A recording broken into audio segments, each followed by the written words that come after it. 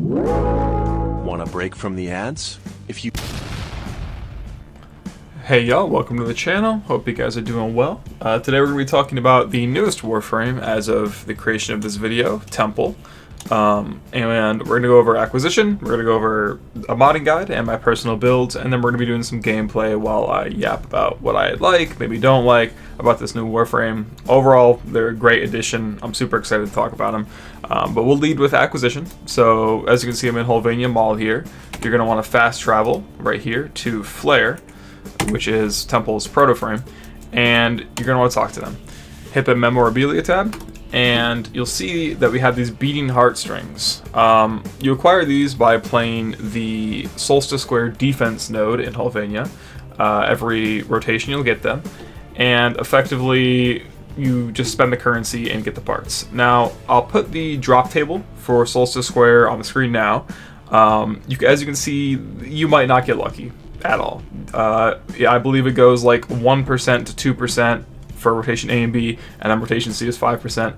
Those odds are not great if you've ever farmed one of the more difficult Warframes to farm at all. So yeah, those odds aren't great. This is effectively a pity system built in. So at the end of the day, you want to grind Temple. All you're going to do is spam those defense nodes for as long as necessary. It's not too bad from my experience. Steel Path. The version of Steel Path, I believe, does yield additional beating heartstrings, so keep that in mind.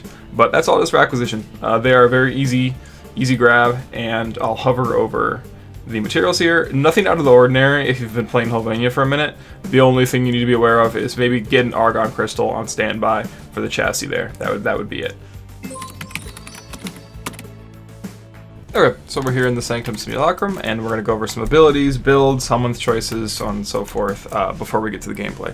So, basically starting with Temple's passive, they have this little metronome that sits beneath their crosshair, and what that's going to do is it provides a little area in the middle, as you can see where the flare little heat icon lights up. This is called the backbeat. When abilities are cast on the backbeat, they gain an additional 50% efficiency, which is incredibly valuable, and abilities gain additional effects, along with a few other things that are relevant, but they belong to other abilities, so we'll talk about them then. This is great. It allows you to run Blind Rage on any build you want to, which other Warframes really don't have the comfort for, and it means you don't have to really invest into efficiency if you don't want to at all. Temple's 1, Pyrotechnics, is a really simple ability. It just spawns these little flame pillars here. As you can see, I'll cast it off the backbeat. Enemies panic, enemies get half their armor taken away. It's really basic. Heat DOT, this is pretty strong. Obviously, it's not going to be nuking these enemies off of one cast, but it can kill pretty effectively, especially when casted on the backbeat. When you cast on the backbeat, it's going to spawn additional pillars, which is just more damage onto more enemies. As you can see, you can just see with your eyes, it's a more intense look. Again, it's not going to kill like the bombards or the heavy gunners, but these Corrupted Lancers, these are Steel Path modified level 200. I mean, it's still doing a pretty good job. Obviously, it's biased because they are, they're armored targets, which heat is particularly quite good against. But yeah, it's a pretty solid ability. Generally, you will find yourself helmeting this one off. If you're using Lizzie. If you're not using Lizzie, you will helmet Lizzie off, but we'll go over that later.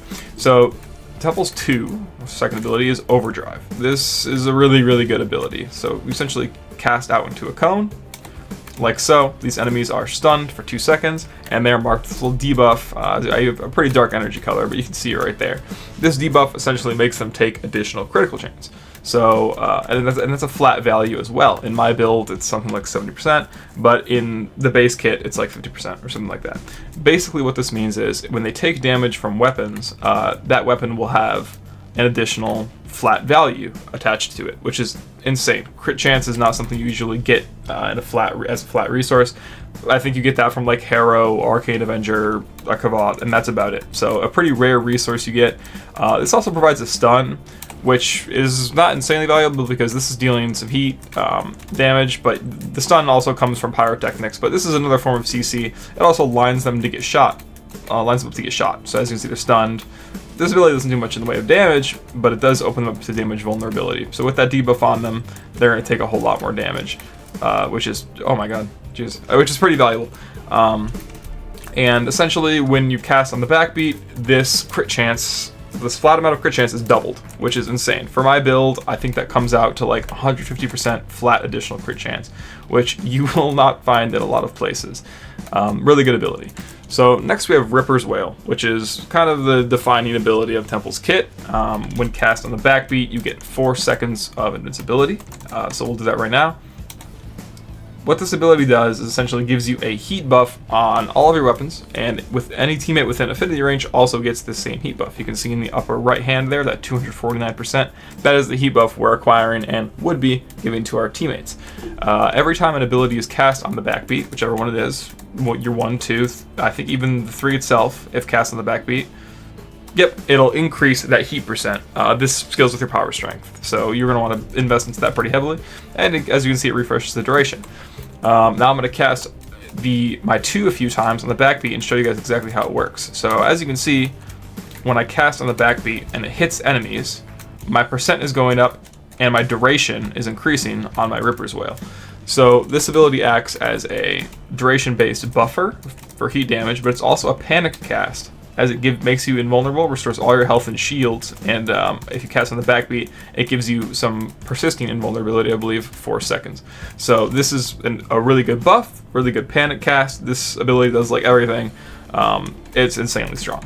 So let me just switch builds here so I can show you guys Lizzie, and then we'll get into that. So another mechanic here that's really important for the backbeat is Lizzie's ammo. So Lizzie does not use ammo like a traditional weapon might. Lizzie uses oh my god, I didn't even notice that. Wait, I casted my subsume ability on the backbeat and that's new. Okay, well, my bad. I didn't know that. That's actually pretty interesting. So if you cast your helmet abilities on the backbeat, they also work.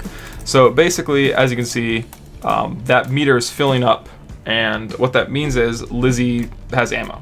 That meter is ammunition for Lizzie. So I'll cast it a few times, get it full, and then casting Lizzie on the backbeat makes her cast free, which is really important because assuming you're going to be running Blind Rage, negative efficiency, Lizzie will cost like 100 energy, which is kind of lame. So you'll want to cast on that backbeat, but you don't have to do any more casting from that point onwards.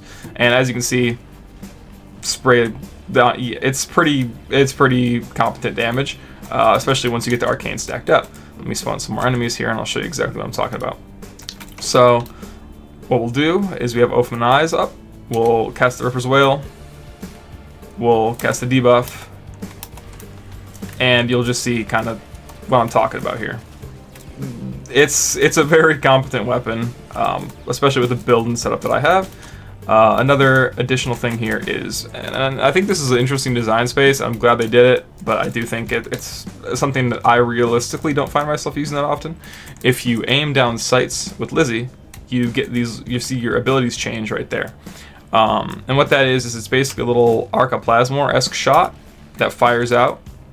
If you cast on the backbeat, it's bigger and does more damage, and it basically allows you to prime enemies. This is a cool concept, and I hope they do more with it. However, I just feel that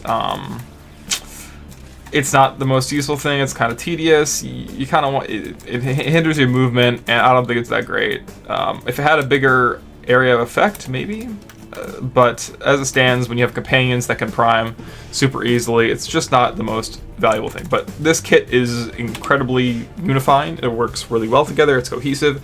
And also having an exalted weapon means that you can go into things like EDA and ETA, the like raid-esque content for this game, and you will have a guaranteed good weapon and a good frame.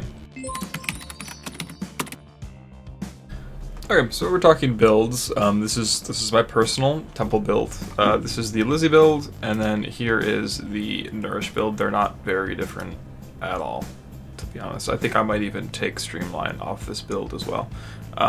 But this is probably the build I would rock with. I like having primed flow. I think it feels really comfortable.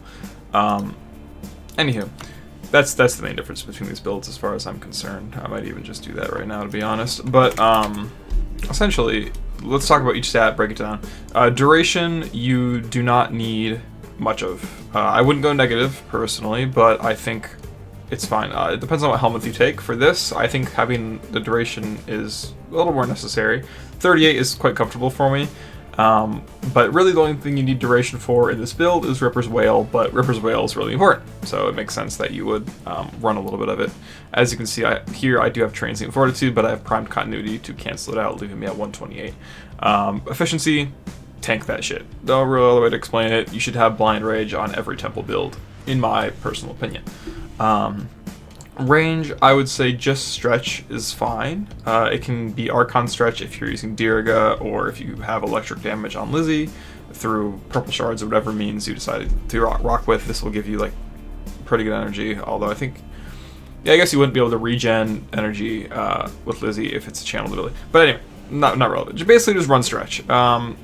If your Helminth is different, like if you decide to run something like Gloom, maybe you'll want higher range, but for my personal Helminth options of Ophanimize and Nourish, obviously this is a fine. Stretch is legit all you need. This gives it a 30-meter cone, which is more than enough to be spamming this ability. It goes through walls as far as I'm concerned, so you are all good. And Strength, this is, as you can tell, what I've sunk most of my mod slots into. I think it's really relevant. It makes the crit chance here 77% pre-mult augmented, which it'll end up at like 80, and that gets that's more than 80, but that'll get doubled, which is like 160, which is 160 flat crit chance, which is insane. Also, Ophanimize is shredding 30% defense per second, along with corrosive projection already on there, which means that they're going to be full shredded in like 3 seconds. That's insane. I think that's really good. And with Lizzie, you're kind of always looking at people, so the Ophanimize get a lot of mileage that way. In terms of survivability, there is kind of a 3-tier system. As you can see on my build, I am only running Archon Vitality, but I don't really care so much about being tanky. I try to move well, use my Ripper's Wail properly. Essentially, you can do a few things. You have Redirection as an option. You could put this on there with or instead of Archon Vitality. You could get Augur Secrets out of there if you want to, and get Redirection. So now you have a lot of shields, a lot of health. Really good. Ripper's Wail replenishes those, which is incredibly strong. Likewise, you could throw Adaptation on there. You can have all 3 of them, you can have 2 of them, I don't care. What I'm trying to say is, you can throw on a lot of shields, throw on a lot of health, throw Adaptation on top of there, Ripper's Wail, you will just never die at any kind of meaningful content.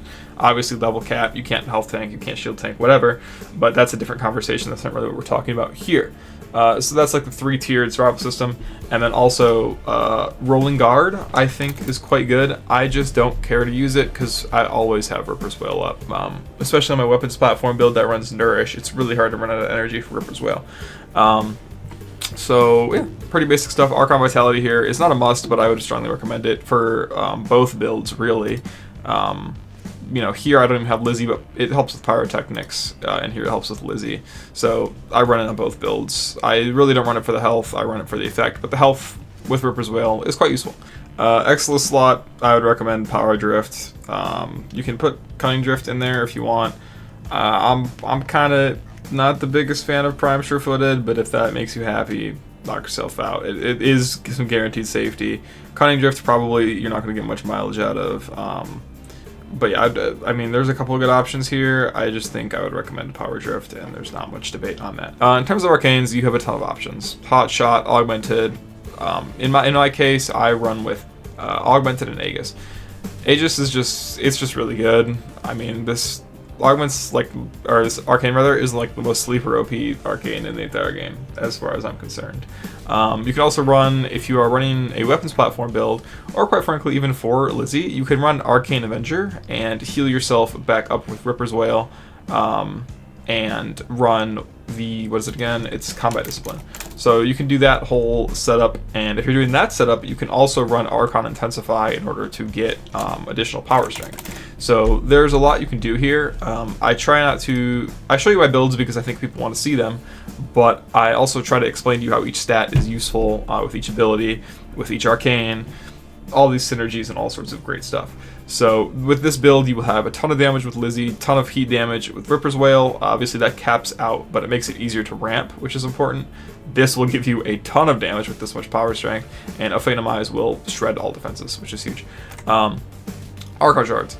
So this is totally up to taste, as most Archon shards are, but as you can see I have 2 Tau Forge shield capacities because I don't run Prime Redirection. I like to have it as some additional shielding, but this can be anything you want. These I really like. Parkour Velocity, this is like your government mandated Parkour Velocity shard that you should have in every Warframe. You will feel it when you don't have it, it's miserable.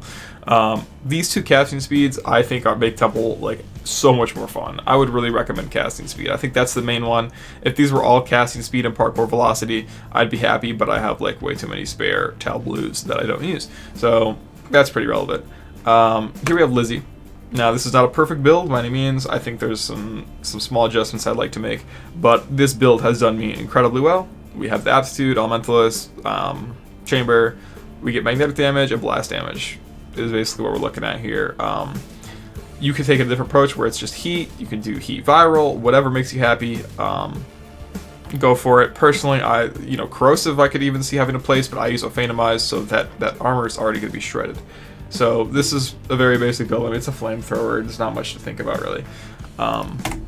So yeah, we'll get into the gameplay. And remember, if you have any questions, please, or if you think you could do a better build, God, please hit me up in the comments. I mean, I've been playing this game for a long time, but I love learning. Those are my builds. Again, I try to educate you on how to build towards your playstyle, but your playstyle might not be mine. But I show you my builds because, quite frankly, that's half the reason people click on this shit anyway. So no big deal. Let's get on to the gameplay.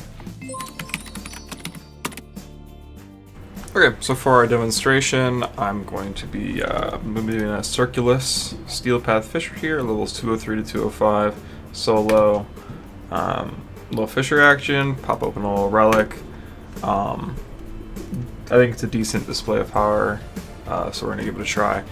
I'll kind of try to talk through a few things that maybe I didn't cover in the initial part of the video. I guess a few helmet options I wanted to chat about. I think there's a lot of room for things like pillage, a lot of room for things like, I think Resonator is one that I saw a couple creators mention as a distraction. I think that's more level cap stuff, which just isn't my kind of content at the moment. But I totally acknowledge that that's super strong, especially with something like Rolling Guard in case anything happens. That could be really good. So we're going to be using the Ophanimize Lizzie setup here. And the key is to just get a decent energy economy. Make sure you're always casting on the backbeat early on. That's like really vital. I'm using the Coda base assist here. It's super fun. I've never really done like recording during this kind of gameplay before, so if I die it'll be super embarrassing, but hopefully you guys will understand. Your goal is going to be taking a second, your shield breaks, right? And then you're gonna take a second to lock in, look at your metronome, and then cast your Ripper's Wail on the backbeat. That's like gonna be your plan every time, and you have such a large shield pool that it really shouldn't be an issue. So I've got like decent mana, or energy rather. I'll pop the Ophanimize and start getting to work. So a key detail, I don't know if I mentioned, is that Lizzie is free when she's cast on the backbeat. Normally that's like with my build, that's an 100 energy ability. But she's free if you cast her on the backbeat, so you'll notice that once we get ramping here, it gets pretty ridiculous. These are pretty tough enemies. I mean, nothing crazy like that you could spawn in the simulacrum, but these guys are falling over even when they're not debuffed by Overdrive. When they're debuffed by Overdrive, that's when Lizzie starts red critting, and it gets absurd. And they die in like a tick of a flamethrower, which is so silly. Being realistic here, you're not going to always be able to cast Overdrive on the backbeat as much as you'd love to. Sometimes it's good to just get the cast off because the stun is really valuable. But sometimes I'll even cast it twice just to get the absolute strongest debuff possible. So in the default build, you'll probably be spamming Pyrotechnics a lot more, I imagine. My build with Nourish over Lizzie does spam Pyrotechnics quite a bit, but just because I think it's a better ability to spam. Overdrive kind of shoots out in a cone, and it does a lot, but if you're not shooting the target right away, it's not nearly as good. I believe Overdrive goes through walls, so as you see my shield's broke, so I'm just going to hit Ripper's Wail. Make sure I cast on the backbeat because that gives an additional 4 seconds of invulnerability after, giving my shields a chance to stay recharged, and then it's just going to happen again. You'll see I stay on high energy basically the whole time, and you can imagine with my weapons platform build that utilizes think I might have missed backbeat there. I did, yeah. It utilizes Nourish. That's even better energy econ. You could also run a little bit more duration if you wanted to, in order to have a more comfortable Phantomize, but this feels pretty good to me. And the cap on Ripper's Whale's heat buff is 60 no matter how you build it. So that kind of means that you can only get so far with duration, right? Especially when you're spam casting Pyrotechnics or Overdrive, it means that you're basically always going to have it up. You'll see right now that my Ripper's Whale is at about 30 seconds. I can just spam cast Overdrive on the backbeat to get it up to 60. Just, if I wanted to. There's no real reason to do that, but it makes it more comfortable. Also, because I recast it, it doesn't save its duration, unfortunately. Which is another reason why, because you're going to be casting Ripper's Whales as a panic cast, in my opinion, pretty often. If you're solo, if you're with teammates, probably not. In high-level content, you might be doing it. But I try to keep a Phantomize up as often as I can. I'm trying to think of anything else I didn't cover. So, you'll notice that my Lizzie uses a blast build. I don't know how good that is. It's just definitely fun. And I get heat procs anyway, which are built in, so I'm not really complaining. I also noticed, I don't actually know what that means, and I watched a couple other guides before this in preparation to make mine, but when you have Lizzie out, there's like these little like diamonds with little lines and stuff. I don't know what that actually means. I'd love to find out. Okay, shields break, cast Ripper's Whale on the backbeat, and as you see, I'm kind of jumping around a lot because I want to be able to. Overdrive shoots out in a cone, so I want to be able to hit as many people with that 30 meters as possible. Now spam casting is totally okay because you want Ripper's Whale's heat bonus. Now mine's maxed out, so you're going to want to be spamming abilities anyway, especially if it's a shorter mission. If it's a longer mission, you're going to end up building up your Ripper's Whale anyway. But a shorter mission where you want the highest damage, it's Conculus, that instantly. Oh god, I hate Guardian Maximus. So this is like one of the, in my opinion, from my experience, this is one of the more movement-focused Warframes. Like, you're kind of moving around a whole bunch. It's super fun. Flamethrowers, admittedly, are like my least favorite weapon. I play a lot of Cyto 9, Ivara, stuff like that. I really like the precision weapons. Oh, 1 second. So yeah, when this guy spawns, you're just going to want to backbeat cast Ripper's Whale like immediately, and then try to get the backbeat overdrive buff or debuff on them. And as you can see, I was invulnerable for the majority of that. Like 4 seconds of invulnerability is really valuable. Okay, we're gonna get our item here. Oh my god! Wait, that's so nice. So I ran the same relic just before making this video in order to test to make sure that this was like a decent testing ground. And I got 2 Forma blueprints as well last time. So that's really nice. There we go. So the Thrax are here, so I'm just gonna beat them up. Alright, and so I'll admit one of the downsides of most flat crit buffs in this game come in the form of a buff, like Harrow or the Kavat, shit. But what was I saying? Oh, but Tempest comes in the form of a debuff, which is interesting, but it does mean that your teammates can utilize it, but it also means that your operator, I believe, can utilize it, which is insane. So if you're killing like Thrax enemies, if you're like a level cap Void Cascade player, that could be a lot of fun, I'm sure. So that'll probably wrap it up. Let's get out of here. And I can do a little conclusory bit, but as you can see, you just don't really struggle with Temple. Like look at our, so in about 5 minutes, 569 kills, and that's not even like me trying necessarily. Able to keep life support up the whole time. So yeah, that was really fun. And again, I don't really care for flamethrower characters. Like AoE is not my thing. I prefer the single shot. Like I have a sniper Calervo build I'm excited to show at some point. But yeah, that was super easy. So we'll get to, what do we have? So we'll get to the little conclusory bit at the end, but hopefully you guys got a decent understanding of like the demonstration of this frame is like super good. It's super good and incredibly fun. So I'll see you in a little bit. So yeah, just to wrap up here, I forgot to mention, Tempo has a Gemini skin called Flare, where the guitar lady talks to you and they talk to you. So it's super fun. It's not my personal style. I've never been a huge fan of the rock aesthetic, but they look sick, and if you enjoy that a lot, that's totally cool. It's hard to find Warframes that go with the Rhino heirloom little horns there, so I will probably be keeping this look on forever. But yeah, Temple is incredibly fun. I mean, you could tell there you have every tool you could possibly need. At low levels, you can nuke with pyrotechnics, which I forgot to mention. It's not super relevant, but that is Temple's helmet ability. That is the ability you can give to other Warframes. Its competition is pretty strict. It's competition with I believe Thermal Sunder and Darkverse, so good luck with that. But it's a fun ability. It's a cool ability. Overdrive is an insane debuffer, very unique, giving like 160 additional flat crit chance. Insane. Warper's Whales on command and vulnerability at a huge heat buff for your entire team. And then Lizzie is just a very reliable exalted weapon that works with the kit incredibly well. The backbeat makes for a really fun mechanical challenge. It's not very challenging, but it's fun. And yeah, this is like one of their best Warframes again. I don't truly believe that Helminth is necessary on them, but if you wanted to, you totally could.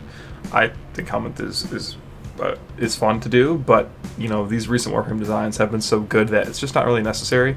And generally speaking, the better the design, not only is Helminth less necessary, but it's also a matter of you can run really whatever options you want. The kit itself is incredibly strong, so I can run more fun Helminth abilities, which I think is great. So yeah, this frame is insane for Elite Temporal Archimedia and Elite Deep Archimedia. You're gonna have a great time with Temple. I have zero doubt about it. So at the end of the day, comment if you have any questions, any concerns, anything you think I missed, please. And whatever you want to see next, please comment that as well. Subscribe or whatever. Like the video. I'm a slave to the algorithm. That's how these things go. But again, hope you guys enjoyed. Again, please comment anything I can improve on, anything like that. And have a great night, day, whatever. Take care, and I'll see you very soon.